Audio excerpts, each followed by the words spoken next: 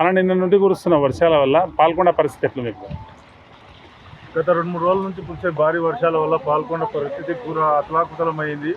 ఊరి దగ్గర ఊరకుంట మరియు పాల్గొండ పెద్ద చెరువు పొంగిపల్లి నీళ్లు జన ఇళ్లలోకి నీళ్లు వస్తున్నాయి. దాని నుంచి ప్రజలు చాలా ఇబ్బందుల పాలవుతున్నారు. దానికోసం పూర్తి చర్యలు తీసుకోవాలని చెప్పేసి మున్సిపాలిటీకి ఆదేశించడం జరిగింది. దాని నుంచి ఇప్పుడు చైర్మన్ గారు కూడా ఊరికి విజిట్ అవుతున్నారు.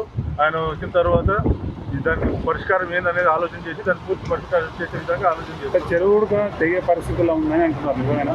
ప్రస్తుతం చెరువు నీటి మట్టం కట్టకు 1 ఫీట్ మాత్రమే ఉంది. దానికోసం ఇప్పుడు సొంత ఖర్చుతో జేసీబీ తీసుకొని వచ్చి దాని నీళ్లు తొందరగా వెళ్ళిపోయే విధంగా కొన్ని చర్యలు అయితే చేపట్టినాం. పూర్తి చర్యలు చేపట్టడానికే ఇప్పుడు మున్సిపాలిటీ పరిధిగా చైర్మన్ గారు వచ్చి దాన్ని ఏం పరిష్కారం చేస్తారో చూద్దామని అందరం కలిసి. మట్టి మీదలు కూడా మీ ఊళ్ళో చాలా ఉన్నాయి కదా, వాళ్ళ పరిస్థితి ఎట్లా ఉంది? మీరు ఏమైనా అప్రమత్తం చేసిందా? ఇల్లు తిరిగి చూసి వచ్చినాం మేము. మట్టి మీద ప్రతిదీ కురుస్తా ఉన్నాయి. ఇల్లు మొత్తం ప్రతి గిన్నెలు పెట్టుకొని కూర్చున్నారు జనము. కొన్ని ఇళ్లకు నీళ్లు పోయినాయి, చెరువు దగ్గర ఉన్న ఇళ్లకు కూడా నీళ్లు పోయినాయి. వాళ్ళకు పిల్లలు కూడా ఉన్నారు, అందులో ఇళ్లకు పాములు వస్తాయి, అవి మిగతా పురుగులు అవి వస్తాయని చెప్పేసి వాళ్ళకు కూడా అప్రమత్తంగా ఉండండి అని చెప్పి ఆ ఇళ్ల నుంచి నైట్ టైం ఇళ్లలో ఉండకుండా బయటకు వచ్చి వేరే వాళ్ళ ఇళ్లలో ఉండాలి, లేకుంటే ఓపెన్ ప్లేస్లో ఉండాలని చెప్పేసినాము.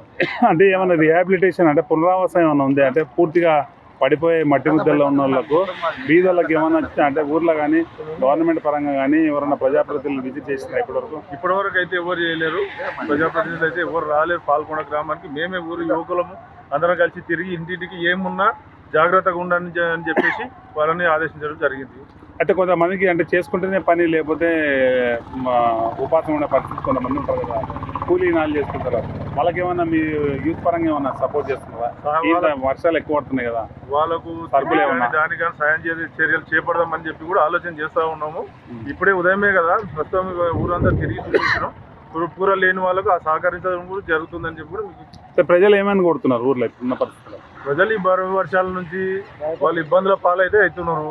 అంటే అధికారులను ఏం కోరుతున్నారు? అధికారులు వారు పూర్తి రకంగా శాశ్వత పరిష్కారం చేసి వాళ్ళకు తగు సహకారం చేయాలని కోరుకుంటున్నారు.